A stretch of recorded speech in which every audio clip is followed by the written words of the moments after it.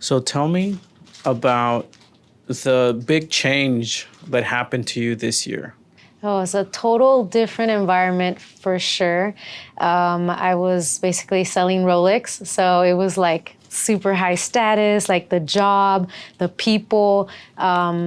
It was just a total different vibe, which I totally enjoyed. I really did enjoy it. I loved how it made me like up here, right? Yeah, with your shoulders. Yeah, literally my shoulders walking tall. Like even like when I was asked like, what do you do? Like I sell Rolex. Like it was like matter of fact. Like I sell Rolex. Here's my card. Like it was very like matter of fact. Like and with a lot of confidence and a lot of like that's what I do. Mm-hmm. And so eventually, I guess it got to a point where it was like, I'm not happy. Like, it's not fulfilling my like desire. Like, I don't feel passionate about it. Like, I loved it. I loved the status part of it, but something was missing. And I finally asked myself, like, why am I here? Like, am I here because of the money? Like, is that why I'm here? Like, and then I realized it was like, it's the money, it's the status, it's like the way I look, it's the way, and it just felt so superficial to me that it made me feel ugly inside, It was like, you know what, like, I don't want to do this. Like, this is not what I want to do. And when I get to those points in my life, because I do them so often, I tend to get to a really good spot and then I jump and then I'm like fighting for my life and then I make it and then I do it again. And I don't know why I do this, but it's totally a childhood trauma, I'm sure. The chaotic lifestyle. Yeah. But I jumped and I decided, I was like, okay, what's next? Like, what do I want to do? Right. It was literally pulling jobs out of my ass. Like, sorry, excuse the language. No, it's allowed. I'm total spiritual with the bad mouth. But no. It's like, I was like, okay, so I've been doing yoga 3 years now. So let's go there. And then it was like, and what am I really good at? And I was like, I'm really good at healing, like from traumas and things that happen in life. Like I'm really good at that. And I was like, yoga and meditation healed me accidentally. And let's do that. Let's teach people how to do this. Let's teach people that it's such a simple method. And oh my God, you start changing on your own. Like you don't need somebody pointing a finger at you like, oh, you shouldn't be doing this, you shouldn't be doing that. It was like, it's all within you. Like you start to find the little things that you're like, well, I don't want to do this anymore. And then you slowly start to make changes. It's like a domino effect, you know? And it's just such a beautiful journey. But yeah, the transition from selling Rolex to being a yoga instructor has been a tough transition because even to this point, I'm like, okay, what's missing? Like what's missing when people ask me, what do I do, right? Because first of all, my clients, they'll be like, okay, so you left Rolex and now you're a yoga instructor, spiritual healer? And I'm like, yeah, that's right. But to them, it sounds crazy. Like, how do you leave this Rolex to do that? To them, it's like, not to just them, but everybody. Like, you left that to this. And so, yeah, it's definitely been a ego death, I'm going to call it. Ego death. Okay. Because I didn't see it as a problem until I started to realize, like, how people react to it and kind of like, okay, like, this is what I love, this is what I'm passionate about, but I'm having it, what's the problem? What's happening inside of me that I don't feel the confidence when I'm asked, like I don't say it like when I said, I sell Rolex. Yeah. So something was missing there. And I'm like, okay, we need to practice one, what do I say when they ask me, what do I do, right? Because basically when you ask that question to people, it's like, what do you do? They right away, they're like, not judging you, but they're judging you. Like, okay, your status in the society norms, right? Right. So it was total ego death of not caring what the society claims to be a high status job. Like to me, this is what I'm passionate about. This is what I love to do. And it helps people. So I need to own that and love it and say it with confidence and say it with pride, not pride, but with pride, say it with pride. Like, this is what I do. Yeah. And so that transition is still being tweaked at this moment, but I'm practicing in the mirror. Like, what do you do? I'm a yoga instructor, spiritual healer. That's right. By the way, happy belated birthday. Thank you. Thank you. It was so September much. 22nd. September 19. September 19th. Close. Okay, so that makes sense. Libra. I'm a Libra too, and you were talking about the chaotic upbringing or whatever, and I was like, hey, that's kind of sounds similar. Like I fall asleep. I would fall asleep when I was younger, when it was like the quinceañera on the chairs, and I was like, the chaos helps me go to sleep. Yeah. But I want to go back to what you mentioned. You said that you were in this position selling Rolex. How long was the process of like eventually like not being right with your own self? Like how long was that process, or what was that process like? So when I first started, I really evolved as a person, because when I started in the Rolex area, I started out, I was very quiet. I was that person that was just very people pleaser, right? So it was a whole transition to become this woman, empowered woman, like who just, owns herself, right? And so it took me about 3 years to build myself up to be that person, to become that person that I love so much. And it was a journey. So yeah, it took me 3 years to get there. And once I got there, it was like, okay, like I'm here, but I'm such a reflector. I reflect on everything I do to a point of like, dang, stop it. Like, can we be happy with ourselves for a little longer? And I just tend to reflect on things all the time, because I'm always looking in the mirror. Like, am I a good person? And to me, not a good person to you. Like, am I a good person for myself? Yeah. Like, as my morals, like me, myself, to my children. Like, I constantly, I'm always trying to make sure that I'm a good person for my values to myself. And I'm not going to say I'm a saint and I've never made mistakes. I've done so much stuff. I'm trying not to say bad words. Shit. I've done so much shit. Sorry, kids. I've done so much shit. Sorry, kids. That, I don't regret any of it. Like, it's like you make a mistake. The point is that you looked at it, you reflected on it, and you're like, hey, you know what? I want to do something different. I want to change this. And that's it. And so I've learned to maneuver life that way and look at it in those manners than to guilt myself over it. But yeah, I've not been a saint. I've made mistakes, and here I am. Yeah, no one's perfect. Yeah, reflecting is definitely my number one. And so yeah, I definitely looked at myself and I was like, what's missing? Like, why do I feel unhappy? Like, I'm happy, but I'm not happy.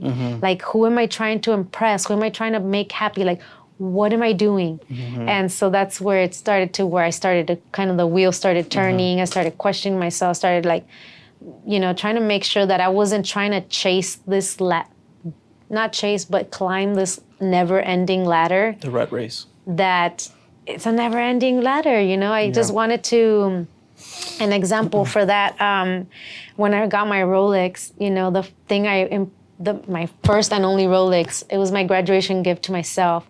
But I engraved it.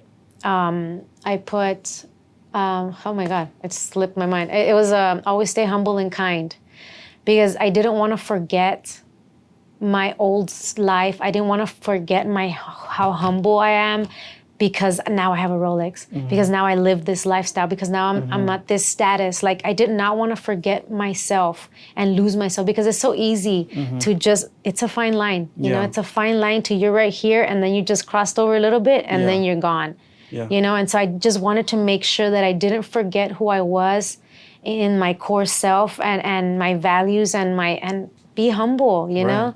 And so basically that's what I engraved my watch with, and I love that watch. Like, it's my everything, you know? Congratulations for getting that watch. Thank you. And you're speaking of not forgetting your values and staying humble. Where did you grow up? Where did you learn these types of beliefs? Tell me about how it all started. Well, so I mean, you would think I learned it from my parents, but oh my God, I had the worst childhood. So it was complete chaos. It was like a lot of fighting, drugs, like, just everything you can think of bad, it is probably in there.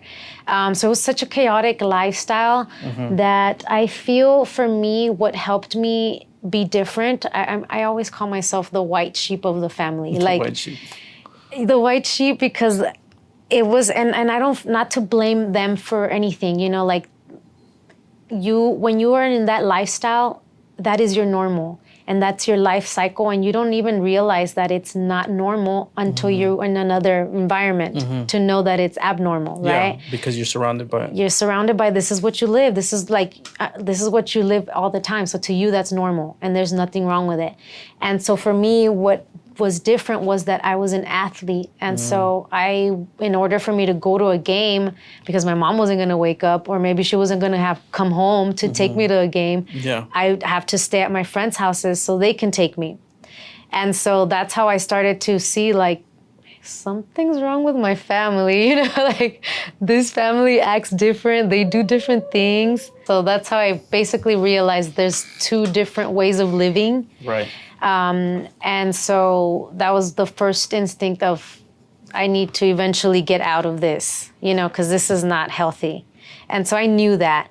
And another thing was, I've always been a runner. All my life I've been a runner. And so running is cross-country track? Cross-country Or track, both? yeah, both. Soccer también? Soccer. I basically did all the sports, and so that's what kept me busy. I've always had so much energy, and so it kept me a little out of trouble, but also, like, it kept me sane, and it kept me, like, clearing emotions from, like, exercises is really good for, like, depression, for, like, anxiety, like all those kinds of emotions that might keep you stuck into that same lifestyle, you know? Also, running is like active meditation. So it's a form of your thinking. Like while you're running, it's a long run, your mind's going, you're just thinking and thinking and thinking, and that's where you build mindfulness. Yeah. Right?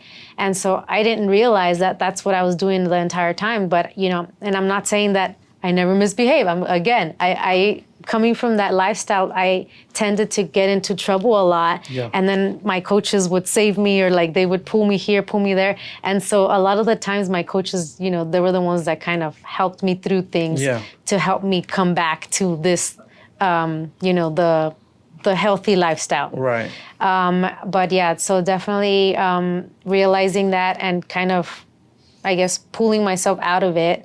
And then how did I learn all these things was basically mistakes after mistakes after mistakes and reflecting on them. Because like I tell you, I've always reflected on things. So of course, at the beginning as a teenager, I would just make a mistake and a mistake and a mistake. And I was like, God, why does this always happen to me? Why does this always happen to me? What high school did you go to? All of them. All of them? What? All of them. So I graduated from... That's not a prompt. I graduated from Bears, from PSJA High School. But freshman year, I was at Edinburgh High School, Edinburgh North High School. Okay. Then I went to Wolverines. We call them by their mascot, right? So it was of course. Memorial. And then sophomore year, I went to Raiders. I went there. I went to Raiders sophomore year. And then, hello. And then after that, it was Bears. Nice. And so finally, I stayed there because at that point, I'm already driving and like. You look like a bear. My parents. I look like a bear. Yeah. So I was there and like we were gonna move again. So the reason I moved so much was because my parents were separated. Oh. And so actually freshman year, I lived with my coach.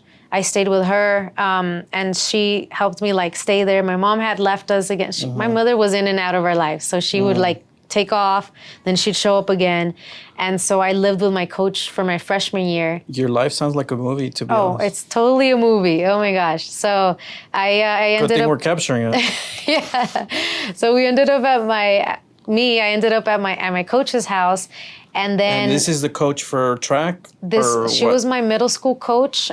She was basically in middle school, they're the same coach for every sport. Oh, okay. So she was there for all of it. She was coach and guardian. Yeah. So she's always been an angel, you know, like all my coaches, you know, but she really took me under her wing and just kind of, she knew the stuff at home. And so she kind of took me under her wing and just kind of supported She was like, don't worry, mija, I understand. I got you. I'll take you to the game. I'll take you here. Like, So were you like the star athlete? I was a pretty good athlete, so... Si no te hubiera traído. Oh, yeah, for sure. I mean, I definitely think that my athleticism helped me so much because it literally has saved me so many times where like a coach, and I'm not going to say that they only saw me for that, but one example I will give you is when I went to Wolverines, I showed up, I was new.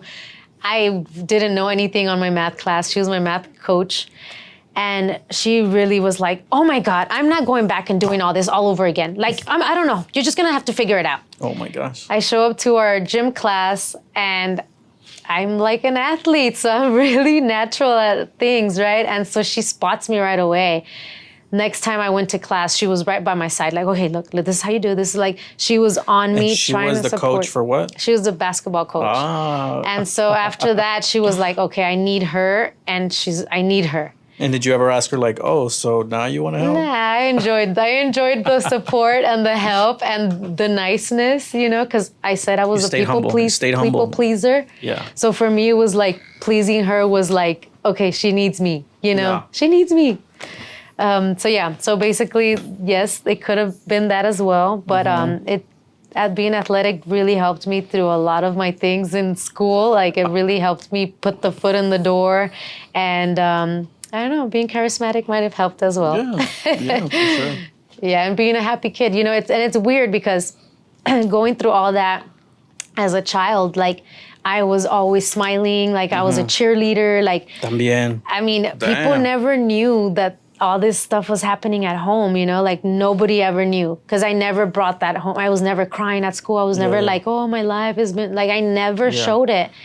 So you're living like two lives. Basically, but in a way, it didn't feel like it affected me. Like it was just our life that it didn't feel like it was, like I always felt like somebody has it worse. Somebody has it worse. And that's literally what I would tell myself as a kid. I always said somebody has it worse. And where did you learn that?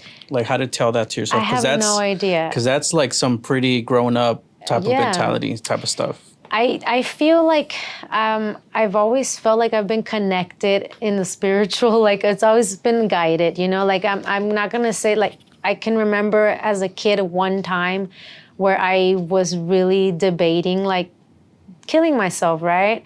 Oh man, that made me a little emotional. I had never talked about it in a while. Like I remember looking in the mirror, like first of all, my mother was over there doing drugs and I just remember they would keep us in the room like while they're over here partying, right? And so I remember just going into the restroom and I was just really trying to cut myself. And in the moment of just looking at myself in the mirror, I told myself like, stop, like you don't do this. Like it's gonna get better. Somebody has it worse. Yeah. And from there on out, it just always stuck to me. And I've just always said that to myself. Every time that it's felt like it's been really bad, it's always like, no, somebody has it worse. Somebody has it this way. And like, we only have to do this, you know? How old were you when that happened? I'm gonna say maybe about 7, 8 years old.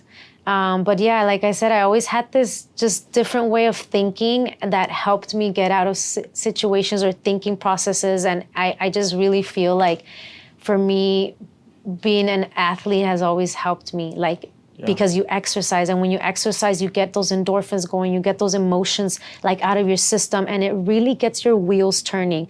So I'm gonna say it's definitely exercise that I did all my life. Like elementary too, I was a runner, like, and singing, you know, I've always sang. So it's, to me, singing, oh my God, singing just helps me clear anything.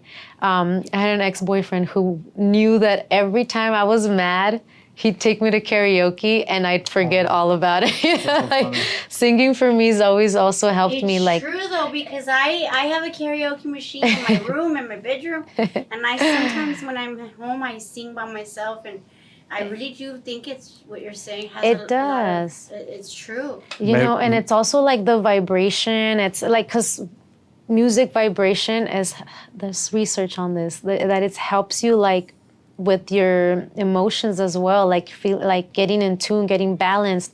And so definitely music has always also helped me like get out of like those emotions and feeling stuck and feeling like, oh my God, life's out to get me. Like I just never had that in me. And being able to stay positive and smiling and like people not know what's happening, like it was kind of amazing, you know, to Yeah. be able to pull that off, and people think like you have a whole different lifestyle, and you don't.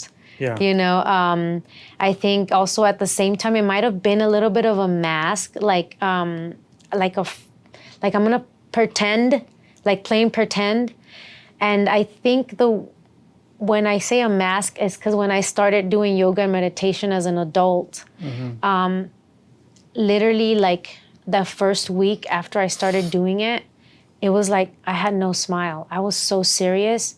And I remember a coworker was like, "Is everything okay? Like you're not smiling, you're not yourself." And I was like, I feel at peace, but now that I've started to meditate, it's like my mask fell off. Like I'm not faking my happy anymore, you it's know? like what you were mentioning, the people pleasing. Maybe the people-pleasing. smiling was people pleasing. Probably, yeah. It could have been that. It's like it was like a mixture of those things. It's like, yes, people pleasing. I want to make people happy. I wanna make people like feel positive. Like it's just it is people pleasing. Dang, I hadn't looked at that one that way. I'm a healer. I am a healer. You're a healer because since you were little. Yes, I am a healer. That's the thing. When you're a healer and you're, you know, you have that gift, then there's always going to be that, you know, that the enemy. Yeah. So talk to me about The people being a pleasing. healer. How did that start? So my healing journey, I've always known that I've had this energy about me that people like to be around.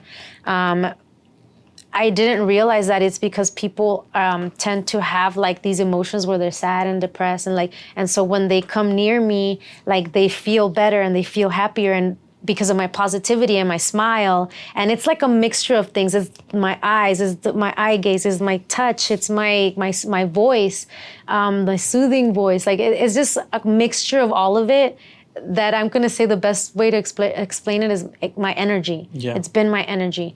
But going into actually being a spiritual healer, that transpired after doing yoga and meditation, which I started my yoga and meditation journey at 30, after a really terrible breakup. I finally got into a healthy relationship, and where I was able to kind of just start like seeing who I am. What do I like to do? Yeah. Start something new. And I literally started yoga and meditation by accident.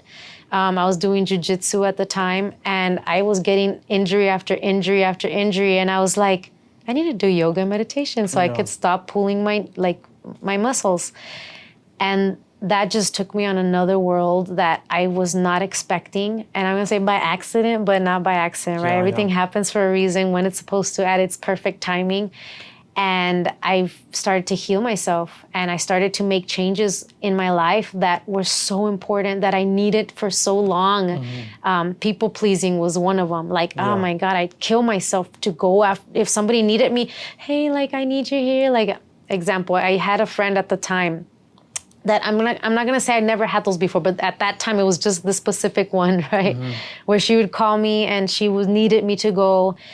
And I'd show up, and I started to notice, like, as soon as I would get there, she'd leave. And I'd be like, man, I left my kids at home. I left my homework. I left quickly out of work to just go tend to her and make her feel better. And I started to realize, like, she's not valuing me. Like, she's like not showing using me. you. Yeah. And I felt really used. And so I was like, I looked at it and I was like, okay, she's gonna call me again. I was like, this is my lesson. I need to learn here. I have to learn how to say no, because I could never tell people no. Like, even if I didn't want to do something, I always said yes, because I just wanted people to be happy. Well, thanks for saying Like, yes to the podcast. Yeah, you're Oh welcome. my gosh, Carlos, yes. That's a good thing, because I have to tell you one thing I do, because I'm the same way. I mean, I feel like we're mirrors, you and I. But you can always say, my time is non-negotiable. Yeah. My energy is non-negotiable. This is not part of my journey. Yep. You know, there's things that you can say, and then they're going to be like, what? And then they'll stop. You know, eventually they are ejecting themselves out. Yeah. Because they get tired or whatever. But yeah, like, I had to say, you know what? That's because my daughter, you know, I'm like, nope, I got to do everything for me and for Zoe. Yeah. you know.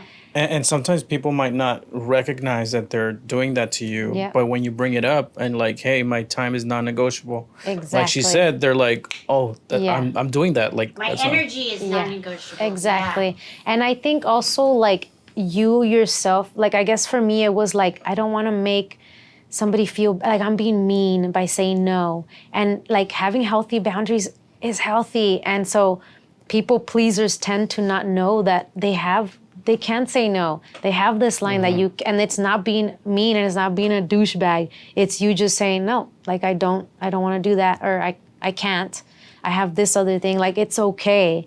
And so for a long time, I did the say yes to everybody. And so yeah, finally I decided like this is my lesson. I need to learn how to say no. And I was like, okay, and I'm not gonna do it to be mean and be a douchebag. Like, oh, just because you did this to me, I'm gonna like it was not like intentional like that. It was like, okay, if I have homework, if I have to go home with my kids, if I have to do this, if I have things to do, I'm gonna say no. And so I prepared myself, and sure enough, she calls me. And I looked at my stuff and I had homework. And so I was like, no, I'm sorry, I can't.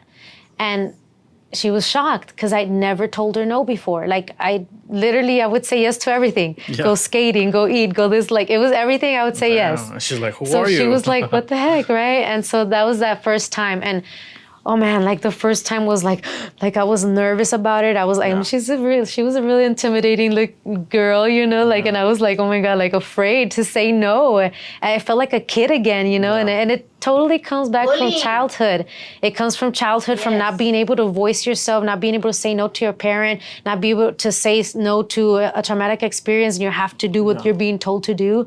So for a long time, I was like, I do whatever somebody told me to do. I felt like I was not in control of myself. And so, yeah, so learning that was beautiful. That was my first lesson from doing yoga and meditation, that I finally saw that, okay, this is what I need to do here.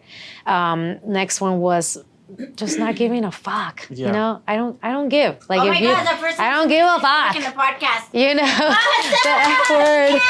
Yeah, please. I love it. Yes, because oh Giving it my a lot of God. reviews. So it came to the point where it was like, if people are gonna talk shit no matter what I do, then I might as well do something that I want to do. Yeah. Because they're gonna talk shit no matter what. So like, stop caring and stop like just do you. Yeah. Do what makes you happy, because they're still gonna talk shit. Yeah. So that was that lesson. And oh my God, it just felt like after that, it was a domino effect. It was like lesson after lesson. Like I started making changes that were like needed. Like I needed so much. And I started to be free. Yeah, like, and you realize like free, I'm free. when you start looking, you know, forward with your energy and being very, you know, vital to yourself, then your blessings start coming, because what those other energies are doing is they're blocking your blessings. Yeah. That's not for you. This is not for me. This is not my favor. You know, this is not my journey. And I think like once you realize, you know, what a narcissist is, you can see, you know, how to spot it and yeah. how to, yeah. I mean, at 50, I really learned what a narcissistic was. At 50. It's tough to step They should out of teach the that problem. in school. Oh yeah, to young definitely. girls. These life lessons should be taught everywhere. To the young women. Especially like also like pouring into everyone's cup with your cup, you know? Yeah. It's like, and I really try to teach like, this is my cup and I'll teach you how to fill yours, but you're not touching mine. This is mine. Like, in order for me to be able to help everybody out, I need to be okay. And so that's what we tend to overlook. Like, even as moms, we want to give our kids everything. And like, we nos matamos para los hijos, you know? Like, we do everything for them. And it's like, hey, like, you got to also look at yourself. If you're not healthy, mentally healthy, if you're not taking care of yourself, if you're not sleeping, like, that's going to come out in other ways that are not going to be healthy, Yeah, right? towards everybody. Towards everybody else. So you need to really make sure that you really do your self-care and you're valuing yourself and put you first. It's okay. Like when you're in the, It's okay in the to put you airplane first. and the plane wrecks, you're supposed first put your oxygen mask on and then you can help and then your neighbor. kid. Yeah. Yeah, exactly. So you mentioned really briefly that you were doing jujitsu. Mm-hmm. So you know jujitsu? I do. I haven't done jujitsu. It's been okay. I'm gonna say I'm the blue belt statistic right now. All the jujitsu people are gonna be like, she doesn't do jujitsu. She's been missing for I don't know how many years. But yeah, I stayed a blue belt forever. Is that the first one or what? So it's white and then it's blue, Hey, but they blue. call it the blue belt statistic because it takes you so long to get out of the white, and when you get to the blue, you finally like you feel so empowered, like, oh, I'm everything, and then you veer off and disappear, you know, and like you feel like you accomplished something. Yeah. But there's so much more to do and so much more to learn. Wow. But it tends to be where a lot of people like end up leaving, you Yeah. know, and leaving it behind because it is a long journey. And so I eventually have to go back to that. I'd love to go back to it to finish that off because it's definitely like, it's a really good sport. Like, oh my God, I'm going to tell you that the two things that I've done competitively that I feel were the most like, what is the word for this? Like, it was the most challenging. It was the most challenging. It was jiu-jitsu and CrossFit. So jiu-jitsu because... Mine was roller derby. I've been wanting to try that. Yes. Roller derby. It's good to try everything once, Yes, right? I love it. I usually, you know, I like to do new things. I love to get into new things and just... I like to live Right. life. YOLO. You only live once for Yeah. maybe in multiple lifetimes, but I mean, YOLO. you are doing a lot of things. Yes, definitely. So yeah, I think You're the woman of many talents. I am. You know, I feel like it's been a good thing because I feel like the universe was like, you're gonna have a terrible life, but you're gonna have so many things that are gonna make you, like, you can make it out. Like, you have so many talents. Because I feel like I'm good at a lot of things. Like, there's not a lot of things that I'm not good at. Like, I'm just a natural. Like, I can pick it up really fast. I have a lot of talents. It's crazy. Like, I think I'm hated a little bit because of it, you know? Like, how is she good at everything, you know? But I tend to just, it's just, I don't know. Like, I just was given a lot of gifts to be able to make it work. Like you had a terrible lifestyle, like, as a child, but you're going to make it out. Like, you're going to find a way. And I feel like that's always been the gift from God to me. Like, you know, you're going to make it. Like, you have to make it from something. Pick one, anyone. Sometimes it flips around because you're saying that you had a terrible life in the beginning and now it's different. And sometimes other people have a great life and then it starts going terrible. So sometimes people have different stories. Yeah. You know, people have, you know, there's no person that's the same. Yeah. So, I mean, basically, all of our traumas come from childhood. Like, oh my God, I've been to so many events of healing events. You were at that Con Ganas, Mija? Or what I was that? at Con Ganas, Mija, yes. I did go to that. How was that? It was a lot of beautiful women, you know. You got to learn a lot from other women who are, you know, also like up there and just kind of trying to women empowerment and kind of like just empowering each other and being united. And oh my God, I just love that so much because it is so hard for people to stop comparing or competing with each other, that when you finally can look at it differently and be like, hey man, let's do this together. Like, oh, I'm proud of you. I'm happy for you that you're doing this. Like, it's a different feel, and it's just different, and it's beautiful, and to just be united and to not be hateful, and even though they might be doing the same thing you're doing, it's like, it's hard, you know? It's hard to be like, oh, we're doing the same thing. Like, I hope hers doesn't work out. Like, no, like, you know, it's like, I look at it in the way of like, there's 8 billion people in this world. Like, you can't possibly help everybody, you know? Like, there's gonna be people that don't like me. There's gonna be people that don't like you. Like, there's people for everyone. Yeah. And another thing is, what is meant for you will never pass you by. Yeah. So I just live by that, and I really try to remind myself of that every time, every day, that there's enough people for everybody. There's enough money for everybody. Like, I don't need to be putting somebody down. I don't need to be like blocking somebody's like whatever they're trying to go towards. Like, I don't need to do that. I don't need, that to me is wasted energy. And it feels ugly, you know, like I just don't want to do that. Like, there's no point. And when you get to have a group of women like that where they just unite and kind of support each other and give each other ideas and like, it's just beautiful. It's a really beautiful environment. And you're talking about, you know, having a positive mindset towards your community. I believe it was last week where I went to one of your events at the beach. And it was a great community. Everyone was pretty like, it felt like I was, like you guys have been doing that forever. And now it felt very like welcoming. Yeah. It felt like, I didn't feel like I was Like new. shunned or like, Yeah. we don't know him. It felt very like comforting. And can you talk to me about like, how would you describe that type of event for those that are listening or watching? Like it's like meditation with sound baths, or what does that type of event do for people? Okay. So basically the moon events, I'm going to call them moon events because when people hear moon ritual, they automatically think like you're a witch, you're praying to the moon, like and doing witchcraft. Like it's totally not that. We did that. It's deeper than that. It's something else. So why do we use the full moons? Because the moon, it tends to, when there's a full moon, your emotions tend to kind of just heighten up. And I don't know if you've ever paid attention, but when there's a full moon, you feel your emotions are just different and they're a little wacky. It's because it really pulls on pulling that up, you know, to the surface. We're filled with water, and the Yes, the exactly. waves are being picked up by the moon.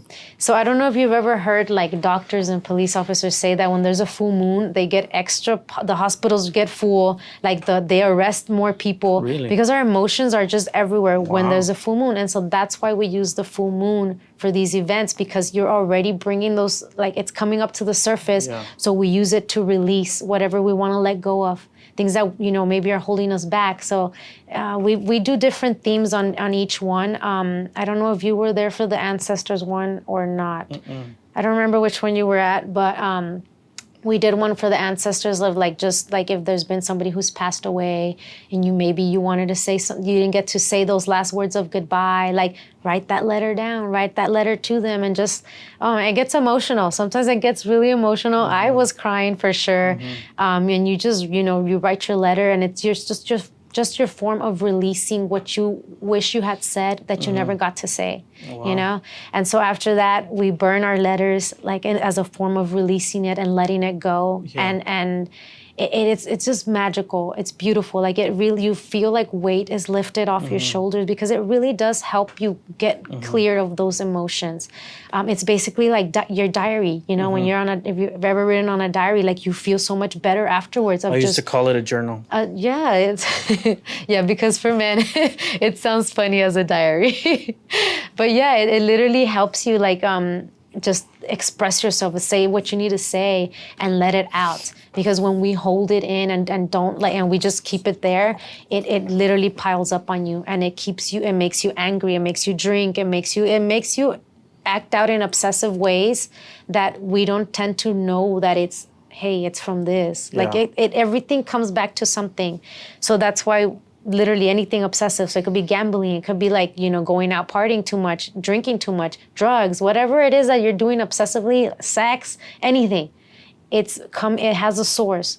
So when you go back and look at it, what is it that is causing me to act this way? You'll find it. And so basically you'll start to express or like start to feel like, for me, it's like when I act out of normal, I'll tend to be like, I don't guilt myself anymore. I don't do that. Now I just look at it and be like, okay, so why do we do that? Why do we do that? Like I talk to myself that way, right? We all do it. I'll be like, why do we do that? Why do we act like this? And then I'll be like, okay, I was feeling out of balance. Maybe my finances weren't together and I went out to escape my life for a moment. Yeah. And I overdrank and then I acted accordingly, right? And so then I'm like, okay, so let's be nicer to ourselves. Let's forgive ourselves and let's move on. And that's okay. And that's it. Yeah. And literally when you don't have the guilt and the shame of, oh my God, I did this. Oh my God, I did that. Like No, I don't do that. Like I'm very forgiving to myself. I'm very loving to myself. It's like you being your best friend to you. You know, there used to be a time where a lot of us we are our worst critics. Yeah. And we tend to talk to ourselves in the ugliest ways, like, well, you fucked up again. You did that Yeah. again. Like, oh, there you are. Well, that happened to you because you went. Why did you go? And Yeah. so we tend to be so harsh on ourselves. And it's like, okay, step out, step back. Like, why did we do it? Instead of, you did this, Yeah. you did that, putting you down, belittling you, putting you. And so all that is emotions that keeps you hold and keeps you down. And so when you look at it in a different perspective and step out of it and kind of be gentle to yourself, you can resolve it and figure it out and prevent it from happening again. And so, so these moon events help us to release these emotions basically, right? So we burn our letters, we release it, let it go. We do yoga with me, of course, the Healing Lotus. And then the sound bath is with Shaylee, and she does the bowls. Sound bowls, so like, you know how I was saying earlier about the sound vibration? Yeah, when you sing. So and so any sound vibration, any instrument, it gets a vibration going. Like, I don't know if this happens to everybody, but me being a music person, like, music makes me feel some type of way. Like when I'm listening to a guitarist, like, just go off, like, on that guitar, like, I feel like inside me, like, ding, like, it just really, like, it hits. Yeah, it makes you feel like you're happy. Yeah, it's joyful. It's like a different feel, and you really feel those notes, and it's different. And so that's what these instruments do. Like it helps to it's healing bowls, right? So it helps heal certain parts of you. It's like even after you do the bowls, like you'll have to drink some water. Like you'll have to stay hydrated because it really stirs things up, and also with the moon and all of that. So basically, all of that put together, it's just a whole like healing moment of. And to all the religious people who have attacked me in the past, really? I will say it's not like, cause I mean, I was told like you heal with God. It's like, okay, this is like a connect. We do have a connection with God. It's not witchy, because of everything in the universe is inside our body. We're all connected. We're all connected. We're part of God. We don't need a middleman to get to God. Like we're all connected. Yeah. And so you don't need to tell your sins to the priest. Exactly. Which is a topic that's definitely controversial, but it's like, learn how to think my parents right for yourself. My parents tried to take me to that school when I was like in middle school or really young.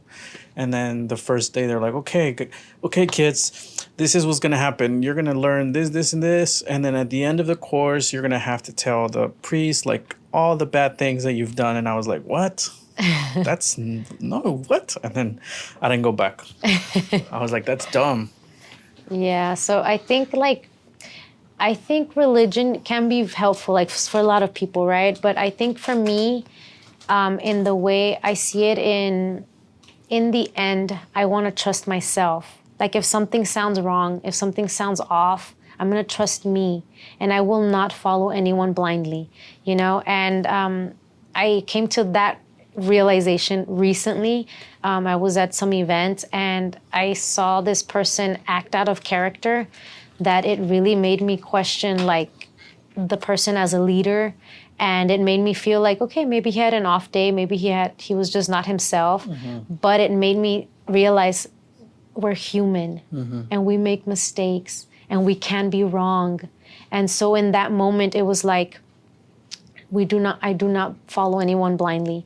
Like in the end, I will always trust myself. I will always trust me. If it sounds wrong, if it feels wrong, I'm not doing it. And so that was just a rule to myself, to follow. And that's a rule that I feel like people should follow in church as well, right? Because it tends to be more of like, you shouldn't do this. You shouldn't. It's like, well, question why? Like, why can't I question why? Why can't I question this? Like, and it shouldn't be a bad thing to be able to think for yourself. Yeah. If you're not doing anything, I mean, not that it's bad, but if you're not doing anything bad, like why can't I think for me? Why can't I make my own decisions? Why can't I think that this is not right or that doesn't sound right? And most of the time, when I would ask someone like why this or why that, they would get angry Yeah. and they're like just because. Yeah. And I think the reason why they would say that is because they didn't question when they were kids. Superiors. They didn't question them, Yeah. and they never asked, why or why. Mm-hmm. So it was just like just because. Yeah. So I don't know. Maybe that's a reason. I don't know. And it's like kind of a form of control. Yeah. So I guess the moon events are not anything to do with religion. It's more of like with you, with yourself, releasing these things, like kind of helping you heal. Mm-hmm. And healing is not like a one-time thing and you're done. Like I'm healed. Like I had somebody tell us, "Oh, I cried so much. I don't think I have anything else to heal." I'm like, you'd be surprised. Yeah. Like stuff like surfaces up later. That's true. And so, so these events literally is to get out there, connect, also to ground, because grounding helps us just ground. Like it helps you release any negative energies. It helps you just recharge our bodies. Back in the hunter-gathering eras, like when we were outdoors, we were connecting with nature. Yeah. We were barefoot, things like that we didn't have. I can't say I was back there and said, hey, there's no depression, but I feel. As a kid, when you would walk outside barefoot, you didn't have those kind of emotions because descalzos, like that was me, climbing trees. Like I was just like out there in the naranjos, throwing naranjas at each other, That's true. being a kid and having fun and just be out in nature. Yeah. And we tend to be indoors a lot now, and we're always wearing shoes. And so we don't get to kind of get those, that connection. Yeah. And I'm going to explain this in the best way to be able to see it. But like the earth has a magnetic charge to it, right? Mm-hmm. And so our bodies work like electrically. So the synapses, when they send messages to our body, like the things that work in our body without us having to tell it, like breathing, like our heartbeat, like all of those things that work, it works. It's all energy. In energy, right? So when we are recharged, when we are barefoot, we get to recharge our body and start to get it going and start to flow out those energies that are negative. I swear to you, this morning, I cried so much. I was in tears. I was like, I was just not feeling myself. I was like feeling like not disconnected, discouraged. I was feeling discouraged. I was just like, what's happening, right? Like, why is this not happening for me? Like, and I was in that victim mentality of like life, and and so I was really emotional. And a lot of people are going through that. Yes, and it could be a shift also. But so I was like, I need to get out. I need to go outside. And I already know. This is literally what I advise everybody that I talk to, like, go outside. And I was like, go outside. Let's go. Vámonos. Well, it's funny you mentioned that, because every time I leave my apartment, I feel extremely happy as soon as I like I'm inside, right? And I open the door and I go out. And then as I'm locking the door, like I'm receiving all the sun and the light. The sun, and it for feels, sure. It feels really good. Like when I step out. Yeah. When you're inside, it feels you're contained. Yeah. And when you go outside, it feels like there's immense amount of possibilities. Yeah. Like anything can happen. Like anything, and any type of idea that you have in your brain or anything that you want to accomplish, it could be possible. Exactly. Like that's the kind of feeling I get when I go outside. And you're really right. You're right on point. So that's literally what I tell, like, so my tarot always tends to be like a counseling session, right? And so my advice is always go ground yourself. And why? Because of the connection, right? But on top of that, you start to get ideas, you start to get downloads. Ideas are downloads. And you start to just know what's next. What am I going to do next? Like you, just by being outdoors, being in nature, like whether you're walking, whether you're on the bike, whether you're just sitting outside, you start to your brain starts to go, your wheels start turning, you start to get these like ideas, and you know what's next. Yeah. And so that's what I went to go do today. I literally disappeared. Maggie was like, where did you go? I went and just I was at the park by myself. I tend to be a loner a lot of the I saw times. you wear some feathers. Yeah, with my feathers. So my feather thing, I pick them up and I stand them and I leave them for like a Somebody message else. of hope for someone to find. Because to me, feathers are like my angels are with me. I'm protected. I'm I've guided. heard that before. And so like that's my Oh. feather. And so I do that, and I arrange them that way, and I Nice. I guess that I was having those emotions, Yeah. and I see the feathers sticking out in the ground, and I was like, it felt so good. Like it literally puts a smile on your face, and it gives you that little like glimpse of light and hope of like, you got this. We're right here. We're supporting you. Like, don't give up. Like, keep going. And all those words that just pop up from that feather standing there, and it was Nice, like, it's beautiful. Where were we before this? Well, before we continue, I wanted to tell you that what I experienced after the moon event, the ritual, the witch ritual. The witch ritual. So you made us. You didn't make us, right? But We forced them, yeah. We wrote down some of the things that we had in our minds, in our hearts, we wanted to accomplish, and after that, I've been noticing, because I wrote it down. Like I would notice before, like patterns of behavior, pattern of thought, patterns of being. But when I wrote it down, like these past few days, I've noticed them more. Like acting on it?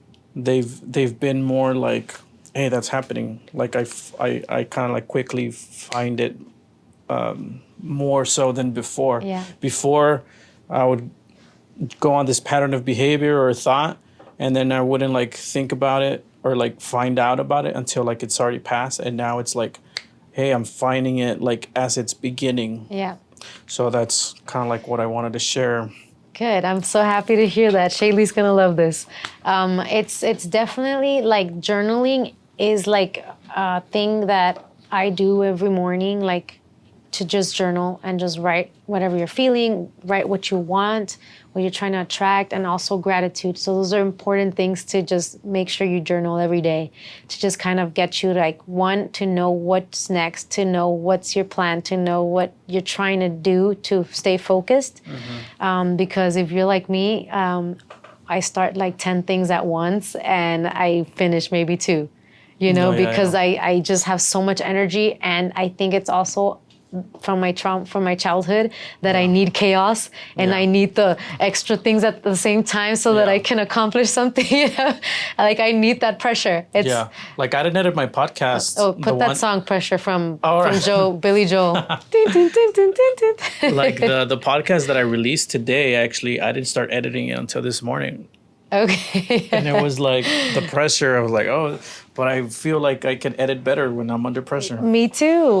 That is a thing. Like I did the same thing. So through college, like I had a paper, right? This huge paper, this essay that I need to write. I need to do research. And for the life of me, I would try before 2 weeks in advance, more. And I just could not focus. Like I could not. I'd sit for hours. That's how I am. And I wouldn't do nothing. I'd just be playing with my pen. I'd be like a kid. Like I could not focus. I could not do anything. And so, oh my God, but the day of is like freaking like 10 hours you're there just like right and it's done and you feel like so accomplished afterwards. But it's like, why? I don't know. Why do I do this to myself? But it's totally from childhood. That's a sign. That's a sign. Something's coming. Yeah. But you were saying that you offer these sessions to anybody, right? What has there been a pattern that you've found? Like, there's these type of people that get the most out of these sessions, these yoga, meditation. Like, who are those people that you feel would be the most benefited from these sessions? I ain't gonna say everyone benefits from these sessions. I think a lot of the times we don't look at what is causing these things. So because we don't know how to pay attention to it. So example for myself, it was at the past was where I would drink every weekend we drink and it was like, why am I drinking every day? Or not every day, every weekend? Like, and not that it's bad, but why am I drinking? Like when you start questioning yourself of why you're doing something, you start to find a pattern. There's something there, something you're trying to leave. You're not wanting to be home. You don't want to be with your partner. Like you're trying to run away from your family. Like what is it that is causing you to drink? Because there's something that you're not happy about, and that's why you need a drink to help you like forget or relax. Like why do you need the alcohol, right? And so I'm gonna say everybody has childhood traumas, no matter how small. Like I'm gonna say small in the, oh, my mom just never gave me a hug. And it sounds small to us, but to that person, they had a perfect life, but my mom never hugged me. And a hug is so magical and it's powerful. Especially to one that has never received one. Exactly. And as being a kid, like we need to be nurtured, you know? And so that hug means everything. And so everyone has something. And I think that these events could help everyone to just kind of like, you know, spark up a question or spark up this thought process or spark up this conversation with yourself, you know? And the thing about these events is that we're not showing each other like, oh, look, this is, oh, can you read out loud what you just wrote? Like, no, it's within you. So we're all there. We're all there together, but You're separate. like, oh, yeah, you know, in that case, nobody wants to write anything down, right? So here it's like you're on your journey by yourself, which is life. We're on our journey by ourselves. And You're life just is a journey. facilitator. And so, so basically we spark up the question, we spark up like what was you to write about, and it gets you going, and then it just gets that out of you. Yeah. And then you feel so much better afterwards. And then the ocean bath is to cleanse yourself from was awesome. letting it go, releasing it. Also salt water is good for like cleansing toxic energy. So it just literally like is like a cleanse every month of just throwing out that like the suit and going into a new version, new beginning. Let's try this again. Because we're in the valley, I try to ask this to everybody, which is like, what does the term, I don't know if you've heard it probably, Puro 956, what does that mean to you? Puro 956 to me is like raza, like it's like our people, like I've never thought of that saying, but she says ghetto. I know. No, it's interesting because I've asked that to a couple of people already, and it's interesting what you get. Like depending who it is, you get like positive, you get some not so positive. So it's like all in between. So I always like to see what it is, because the valley, I feel like a lot of people want to leave. Ever since I can remember, since I was like in middle school, everyone was always like talking about like, oh, I can't wait to leave to LA, which I actually left to LA. I can't wait to leave to New York, to Chicago, blah, blah, blah. And now I feel like there's like some sort of like renaissance where people are like, no, we're proud to be from here. From the valley, and I feel like that... to me, it feels like it's like raza. We're like, it's like our raza. And I say raza because it's the best way to say the word than like our community. Yeah, our community. Community sounds not raza, you know? Yeah, I mean, it's another word for community, but more of a raza. Yeah. Yeah. What do you think of the store? Like, and tell me about your outfit, what you're wearing. I mean, I was definitely going to bring this up, but okay, guys, this totally gives me Tony Montana vibes of like his, you know, when he meets the girl. Let me see if you can back it up. But the eyes, chico.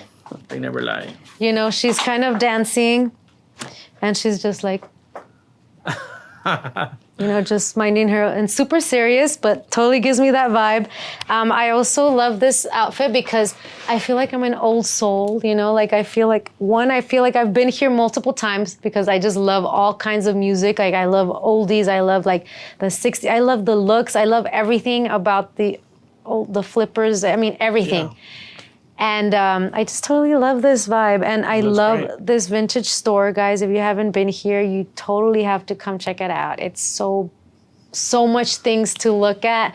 Like you will be entertained for a long time. But she has all kinds of, Yvette has all kinds of outfits and shoes and bags and like everything.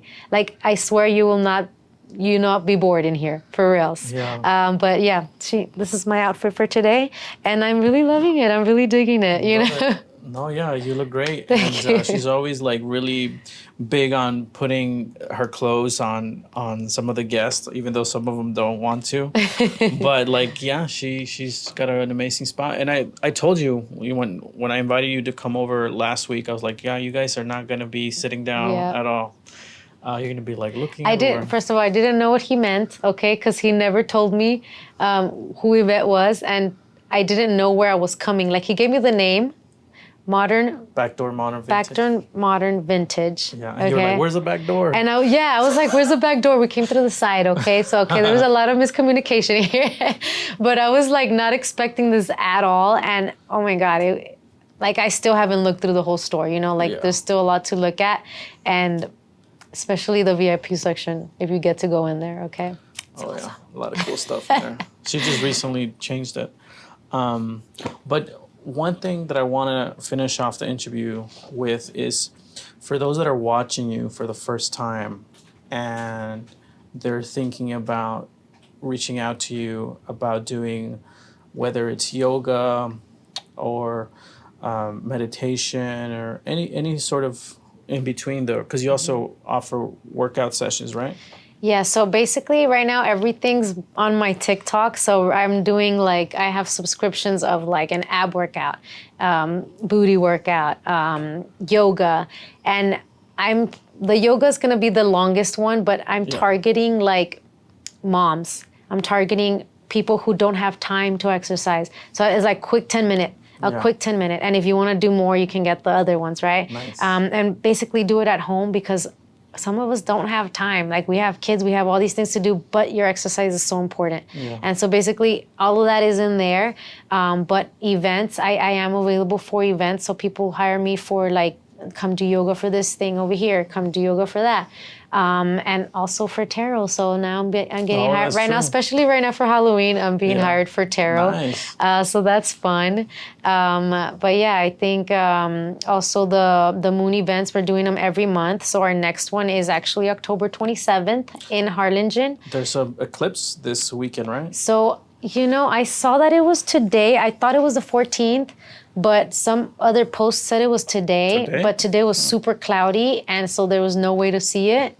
But I think it's the 14th, if I'm not mistaken. So is there any sort of I don't know, because you said the moon, you said the moon brings out your innermost self. So I heard it's supposed to be a powerful event, but I think yesterday was more because it was the 10-10 portal. So 10-10 is ending cycles. Yeah. So basically ending period to what's new, what we left behind and what's new. Nice. So it tends to be a lot of the times of what are we leaving behind, what are we going towards, our new beginning. So that's basically it. And on the eclipse, I don't want to lie, I don't remember what exactly the eclipse was for, but it does also have everything. Astrology has a meaning to everything, and it's crazy how it matches up. It's how? But it definitely does. But the Harlingen one is October 27th. Yeah. It's gonna be at the Sky Luna. When is it? The Luna Sky Lounge. When is it gonna be? October 27th. Okay, so it's probably gonna be and it's in Harlingen though. Yeah, it's probably going to be way after, because this podcast is going to be released a month from now. Okay, so it's not going to come out. Dang it. Okay. But I can send you that section. Okay, Or after the podcast, what we could do is you could do a little promo saying the event, and I'll send you that. Okay, yeah, that sounds good. I like that. There's one question that I've always wanted to ask that I wasn't sure what it means. What in the world is Mercury and Retrograde? Mercury and Retrograde. Maggie, can you bring my backpack? Do you have it? Is it there? Mercury and Gatorade. In the microwave. I've seen so many memes about that. I actually have. This is my spiritual backpack, guys. Nice. First of all, this backpack comes with me everywhere. This is my hiking backpack, and it's just the perfect size for my water bottle and anything else I don't want to carry, small things. But is Mercury in retrograde is right here. Oh, really? I don't know if you could see that. Oh, yeah. What does that mean? So basically, Mercury in retrograde is when people tend to come back. So most of the time, they're coming back incorrectly. So means the emotions just got so overwhelmed with the emotion that it makes them come back and they weren't really prepared, and then they tend to run away. So it's like, and that could be relationship, it could be family member that you maybe weren't talking to, like it could be any type of dynamic, but tends to be where people return, and it's up to you to decipher if it's coming back the Positive right or way or negative. negative. So it's like to trust your intuition. But I feel like we're always in Mercury's in retrograde. Always. It's I like, always hear that. Like, yeah. I was like, what does that mean? yes, it's definitely a thing. I think I even posted a meme once where it's like somebody texted you late at night, like, and it's Mercury's in retrograde. Yeah, let's not do that. But is there anything that you would like to share that I haven't asked? Let's see. I think.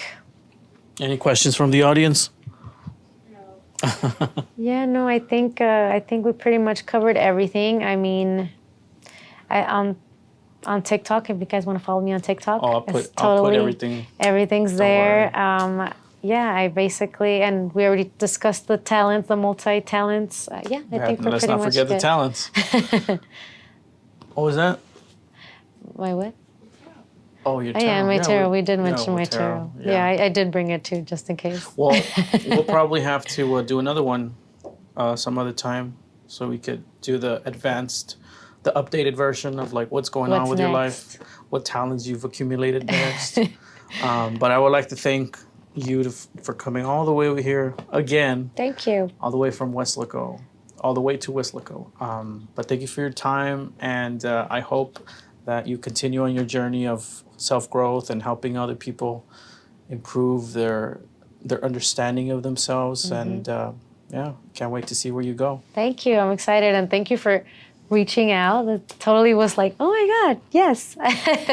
How exciting. And I'm excited to be here. And I think you got something awesome going on here. And I can't wait to see you. your progress as well. Thank you. I have seen how it's evolved, like looking at your older videos to like your newer ones. And yeah, thank you so much for reaching out as well. Appreciate it.